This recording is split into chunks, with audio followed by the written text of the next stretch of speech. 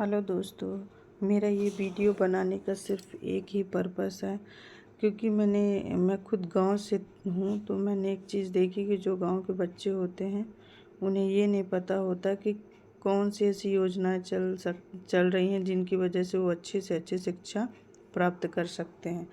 और वो बेचारे इधर उधर पढ़ाई छोड़ देते हैं पैसों की अभाव की कमी की वजह से।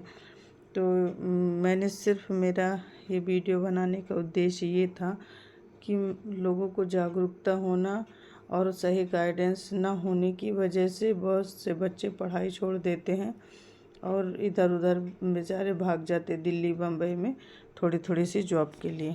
तो चलो वीडियो को स्टार्ट करते हैं। इसमें देखते हैं कि मध्य प्रदेश की लोक कल्याणकारी जो योजना है जो शिक्षा से संबंधित है। नीचे मध्य प्रदेश की शिक्षा से संबंधित लोक कल्याणकारी योजनाएं जो हैं उसके बारे में आज एक नज़र डालते हैं। अब बहुत अच्छी योजनाएं चल रही हैं जो कि हमारे गवर्नमेंट के द्वारा चलाई गई हैं और जिनके पास बिल्कुल भी पैसा नहीं भी है वो भी अपने बच्चों को बहुत अच्छे से पढ़ाई करा सकते हैं। तो जब हम पढ़ाई करते थे तब हमें भी ये चीज़ें नहीं पता थी, जबकि ये बहुत पहले शुरू हो गई हैं।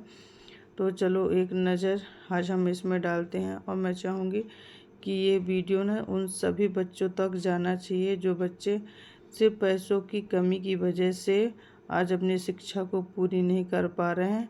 और वो अशिक्षित इसलिए नहीं कि उनके पास पैसा नहीं है, अशिक्षित इसलिए भी हैं कि उनके पास जागरूकता नहीं है। नहीं तो उनको गवर्नमेंट बहुत हर तरफ से सपोर्ट करती है। चलिए तो सबसे पहले आते हैं गांव की बेटी योजना। तो इसकी शुरुआत कब हुई थी? सन 2005 में। आप ये देखिए कि 20 साल पहले ये योजनाएं आ गई थी और अभी भी हमारे बहुत से बच्चे ऐसे रहते हैं जो कि ये बोलते हैं और उन्हें ये जानकारी न होने की वजह से शिक्षा को आगे नहीं कर पाते। पर आज आप इसको जब ये वीडियो को पूरा देख लोगे तो आपको एहसास हो जाएगा कि ऐसे यदि हमारे दिल और मन में जुनून हो कि हमें पढ़ाई करनी है तो आपको हर तरफ से सपोर्ट किया जा रहा है। तो चलिए वीडियो इस तरह में लंबा हो जाएगा। तो पहले आते हैं गांव की बेटी योजना। प्रारंभ वर्ष 2005 में हुआ था। इसकी शुरुआत कब हो गई थी? 2005 में। इसमें यह था कि जो 12वीं कक्षा में बच्चियां उत्तीर्ण हो रही हैं, जो भी बच्चे उत्तीर्ण हो रहे हैं उसमें ऐसा नहीं है कि ST SC OBC या जनरल, इसमें कोई भी बच्चा हो सकता है। जनरल का भी बच्चा हो सकता है जिनकी इनकम ठीक ठाक भी हो पर बच्चों को नहीं पढ़ा पा रहे क्योंकि फैमिली बहुत बड़ी है। तो हर तरह के बच्चों के लिए, पर वो बच्चा कहाँ का होना चाहिए? गांव का होना चाहिए। तो 12वीं कक्षा में जो प्रथम श्रेणी से बच्चे उत्तीर्ण हो रहे हैं और वो चाह रहे हैं कि हम उच्च शिक्षा लें, जैसे ग्रेजुएशन करें और उनके स्कूल कॉलेजेस दूर हैं, तो उनको प्रति माह में 500 रुपये की राशि प्रदान की जाती है। और यह राशि कितने दिनों तक मिलती है? 10 महीने तक लगातार मिलती है। तो लगभग साल भर में 5,000 की छात्रवृत्ति इसमें मिलती है गांव की बेटी योजना में। तो इसमें मुझे नहीं लगता किसी को डाउट होगा। यदि कोई डाउट हो तो कमेंट्स करें, सब्सक्राइब करें और पूछें। ये जो छात्रवृत्ति है इसका ऑनलाइन फॉर्म भरा जाता है, उसके माध्यम से आप इसको कंटिन्यू कर सकते हैं। यदि कोई डाउट हो तो मैं आगे भी आपको मार्गदर्शन दूंगी। फिर दूसरा है स्वामी विवेकानंद करियर योजना। इसकी भी शुरुआत 2005 से हो गई थी। पर यदि ये देखा जाए कि ये जो छात्रवृत्ति है ये कब से मिलना शुरू हो गई थी, तो इसमें कब से मिली? 7 फरवरी 2006 से ये शुरू हो गई थी।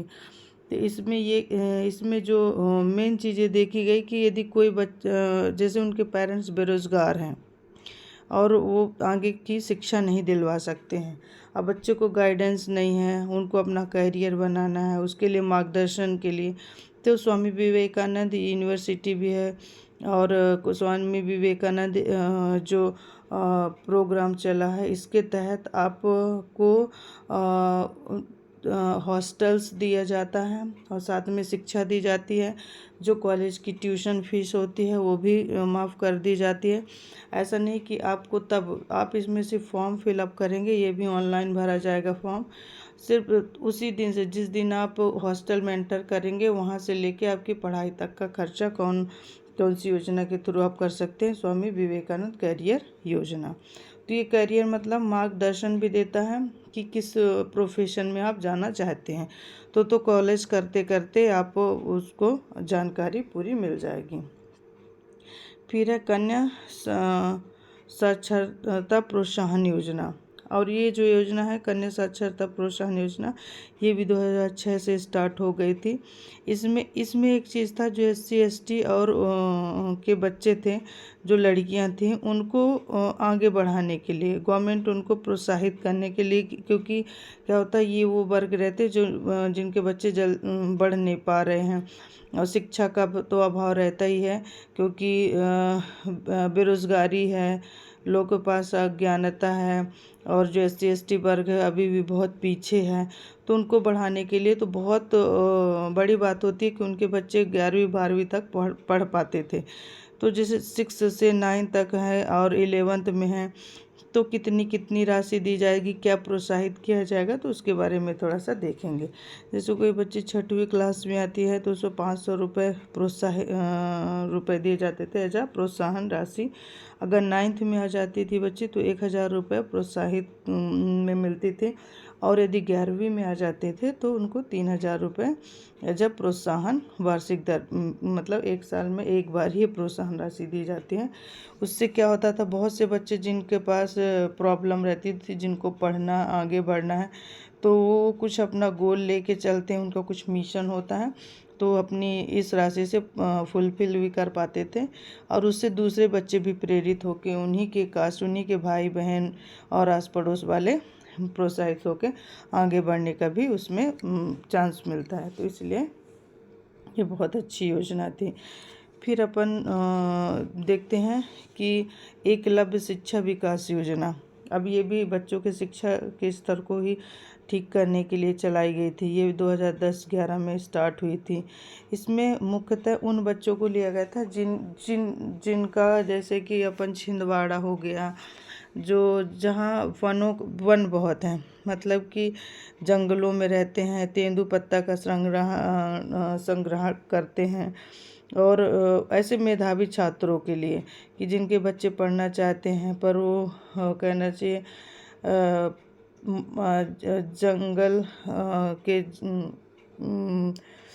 प्रदेश में तेंदुपत्ता संग्राहक जो लोग हैं, अभिभावक हैं, वो अपने बच्चों पे इतना खर्च नहीं कर पाते हैं, उनके पास इतना वो भी नहीं रहता कि वो इतना वो कर पाएंगे, एफर्ट नहीं कर पाते। तो ऐसे बच्चों के लिए ये योजना चलाई गई थी, ताकि ज़्यादा से ज़्यादा बच्चे वहाँ से भी निकल के अच्छा से अच्छा प्रदर्शन कर सकें। तो जैसे उसमें भी यही था कि 9th और 10th में यदि कोई बच्चा है तो उसको कितनी प्रोत्साहन कितने तक का वो दिया जाएगा, 12,000 रुपये तक का वो दिया जाता था कि वो आगे बढ़ सके, पढ़ सके, बाहर निकल सके। और यदि बच्चा 12वीं क्लास में आ गया है तो उसको 15,000 तक की राशि प्रदान की जाती थी। अगर बच्चा स्नातक करने लगा, पढ़ाई कर रहा, कॉलेज में है, तो उसको 20,000 रुपये सिर्फ एकलव्य शिक्षा विकास योजना के तहत मिलती थी। अभी मिलती है, ना कि मिलती थी। और इसी तरह से यदि वो पोस्ट ग्रेजुएशन और कोई टेक्निकल वर्क में कर रहा है, मतलब कोई टेक्निकल कोर्स कर रहा है, तो उसके लिए उसको छात्रवृत्ति के रूप में 50,000 रुपये तक की राशि प्रदान की जाती थी। बाकी तो उसको मिलती ही थी योजनाओं का लाभ, पर ये एक एकलव्य शिक्षा योजना, इसमें सिर्फ उन्हीं बच्चों को लिया जाता है जो जंगल में जीवन यापन उनके अभिभावक करें, वो भी करते थे, और अभी वहाँ से निकल के वो आगे की शिक्षा कर रहे हैं, ताकि उनकी पढ़ाई में कोई बाधा और रुकावट ना आए। तो चलो वीडियो को आगे बढ़ाते हैं। अब हम देखते हैं विक्रमादित्य निःशुल्क शिक्षा योजना। देखिए, मैं आपको थोड़ा सा करके बताती जाती हूँ। ये विक्रमादित्य निःशुल्क शिक्षा योजना, ये भी 2008 से शुरू हुई थी। इसमें किसको लिया गया था, जो परिवार गरीब हैं और जिनके बच्चे 60% 12th में लाए हैं, तो ऐसे ऐसे लोगों के लिए ये योजना चलाई गई थी। तो इसमें ये देखा जाता है कि 12वीं कक्षा में यदि 60% है और उनके अभिभावकों की आय जो इनकम है कितना है 40-42 हज़ार से ऊपर ना हो, तो ऐसे विद्यार्थियों को यदि महाविद्यालय में निःशुल्क शिक्षा प्रदान कैसे कराई जाए, तो उनकी ट्यूशन फीस वगैरह आपने देखा होगा कि अभी बच्चे टेक्निकल कोर्स किसी में भी लेते हैं तो काफ़ी ट्यूशन फीस माफ़ हो जाती है। तो ये इस योजना के तहत आते हैं, तब जाके ये ट्यूशन फीस वगैरह माफ़ हो जाती है, कम हो जाती है। तो अब हम वीडियो को आगे बढ़ाते हैं और नेक्स्ट पेज में चलते हैं। तो फिर नेक्स्ट क्या है, प्रतिभा किरण योजना।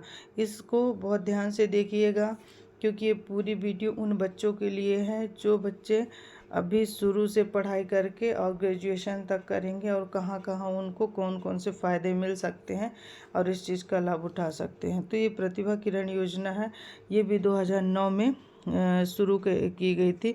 इसमें भी बीपीएल वही है, जैसे मैंने बताया कि बीपीएल जो बिलो पॉवर्टी लाइन में आते हैं। अब कक्षा 12वीं के जो जिनके फैमिली मतलब जिनका बैकग्राउंड, जिनके पेरेंट्स बीपीएल के अंतर्गत आते हैं, ऐसे परिवार, उनका बच्चा 12वीं में प्रथम श्रेणी से उत्तीर्ण हो गया हो, ऐसे बच्चों को हर महीने 500 रुपये की राशि प्रदान की जाती है तथा 10 माह तक लगातार इनको ऐसी राशि प्रदान की जाती है। अगर वो किसी टेक्निकल या तो चिकित्सीय शिक्षा में पाठ कराते हैं तो ऐसे बच्चों को 750 रुपये यानी 7,500 करीब 10 माह में प्रदान किया जाता है।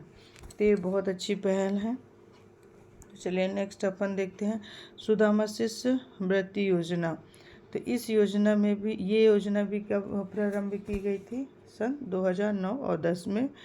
इस योजना में भी जो उत्कृष्ट विद्यालयों के समान वर्ग के छात्र को, जैसे तो उन्हें भी क्या होता था 500 रुपये प्रति माह, मतलब कि 10 माह में लगभग 5,000 की शिष्यवृत्ति प्रदान की जाती है। ये मुझे लगता है कि बहुत सारे बच्चों को मिलती है और ये स्कूल के द्वारा ही बता दी जाती है कि आपको छात्रवृत्ति मिलेगी। उसमें समान वर्ग के, जैसे जो जनरल कहना चाहिए क्या होता है, मोस्टली योजना SC ST OBC के लिए रहती थी, पर क्या होता बहुत बार क्या होता कुछ जनरल कास्ट में जो आते हैं उनमें भी बहुत सारे बिलो पॉवर्टी या तो उनके पास इतना इनकम नहीं होती, तो ऐसे बच्चों को भी गवर्नमेंट ने, मैंने कहा ना कि गवर्नमेंट ने हर एक पहलू पे ध्यान दिया है और हर एक छोटी छोटी बातों पे ध्यान दिया। तो उन्होंने ऐसा नहीं कि सिर्फ SC ST या तो जंगलों में, हर जगह से उन्होंने जनरल वाले बच्चों को, चाहे SC ST के बच्चे हों चाहे OBC के बच्चे हों, या तो जंगल में जो जिनका जीवन यापन इतना इजी नहीं है, और हमारा मध्य प्रदेश में ज़्यादा से ज़्यादा कहना चाहिए वनों का बहुत विस्तार है, तो वहाँ यदि कोई बच्चा रहता है, यदि ग्रामीण इलाकों में रहता है, तो सभी के लिए योजनाएं अलग अलग चलाई गई हैं और कुछ योजनाएं एक ही योजना से सभी को लाभ मिलता है। तो ये सुदामा शिष्य योजना हो गई। ठीक है, अब इसमें कोई डाउट, ये सिर्फ जनरल वाले जो बच्चे हैं जो जनरल कास्ट में आते हैं उन बच्चों के लिए है। फिर नेक्स्ट है डॉक्टर श्यामा प्रसाद मुखर्जी छात्रवृत्ति योजना। ये योजना कब शुरू की गई थी, 21 सितंबर 2010 को। इसमें एक क्या उद्देश्य था, जो बच्चे 12वीं कक्षा में 80% से अधिक अंक स्कोर करते हैं तथा जिनके अभिभावकों की जो आय है लगभग 3 लाख से कम हो, ऐसा नहीं कि इससे ज़्यादा हो, ठीक है, इन बच्चों को क्या होता था, जो कॉलेज की और रहने की जो छात्रवृत्ति थी सब कुछ गवर्नमेंट के द्वारा पे की जाती है।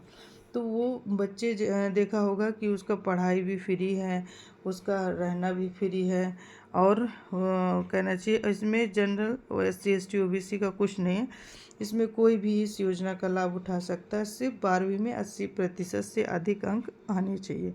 तो कौन सी योजना कहलाती है, डॉक्टर श्यामा प्रसाद मुखर्जी छात्रवृत्ति योजना। ये बहुत बढ़िया योजनाएं हैं। अब देखिए ये सब के लिए जितने बच्चों ने अभी 12th निकाला है, ये 11th 12th में है, आगे की पढ़ाई को कंटिन्यू करना चाहते हैं, यूपीएससी, नीट, जेई की तैयारी करना चाहते हैं, उन सभी बच्चों के लिए बहुत ही कल्याणकारी योजना है। ठीक है, तो अब अपन आगे देखेंगे। तो आकांक्षा योजना क्या है? आकांक्षा योजना को आदिम जाति कल्याण विभाग को सौंपा गया है। इसमें जो बच्चे SC ST के अंतर्गत आते हैं और सरकारी परीक्षाओं की तैयारी का लक्ष्य बनाए, जैसे वो क्या चाहते हैं, आकांक्षा योजना में क्या होता है, जो SC ST के बच्चे हैं उनको यूपीएससी, नीट, जेईई की तैयारी करने के लिए गवर्नमेंट इनको फ्री रहना और रूम, कहना चाहिए हॉस्टल, और जिस कोचिंग में ये लोग पढ़ना चाहते हों उसके लिए पूरी पढ़ाई कराने का जो बंदोबस्त कौन करेगा, ये आकांक्षा योजना के अंतर्गत आते हैं। तो मुझे तो भाई ये सबसे अच्छी योजना लगती है, क्योंकि ये सबसे कठिन समय होता है जब आप 12th पास कर लेते हो या तो आप ग्रेजुएशन कर लेते हो। फिर हर कोई यही चाहता है कि कुछ करो, 2 पैसे कमाओ, पर ये कोई नहीं चाहता कि आप तैयारी ही करते रहो। वो तो बाद में सबको पता चलता है कि यूपीएससी से क्या बन रहा है, नीट से क्या बन रहा है। तो ये बहुत अच्छी आकांक्षा योजना है। जो आकांक्षाएं हैं वो इसी योजना के थ्रू पूरी की जा सकती हैं। तो यदि जिसको भी इस योजना का लाभ उठाना है और जो इस उम्र के हों, तो मुझे ऐसा लगता है इस योजना का ज़रूर से ज़रूर लाभ उठाएं। इससे अच्छी योजना आपको कहीं नहीं मिलेगी। फिर स्मार्टफोन वितरण योजना, ये तो आप सबको पता 2017 से ये योजना चालू कर दी गई थी, जिसमें SC ST OBC अन्य पिछड़ा वर्ग के छात्रों के लिए बनाई गई थी ये योजना। ठीक है, तो इसमें क्या था कि इसके थ्रू आप पढ़ाई को कंटिन्यू रखें। मध्यम भोजन कार्यक्रम, ये भी स्कूलों के लिए था। मुझे लग रहा है मैं तब दूसरी तीसरी में थी, तब हम लोगों को खाना मिलना शुरू हो गया था। तो प्राथमिक स्तर पर बच्चों को भोजन में कम से कम कितनी कैलोरी मिलनी चाहिए, 450, और प्रोटीन पर डे 12 ग्राम। वैसे तो प्रोटीन उतना होना चाहिए जितना आइडियल बॉडी वेट हो आपका, उतना होना चाहिए। पर यह है कि कुपोषित ना हो जाए बच्चों को, कोई बीमारी ना हो जाए, उनका मेंटली रूप से अच्छे रहे, इसलिए ये सब कुछ का गवर्नमेंट ध्यान देती है।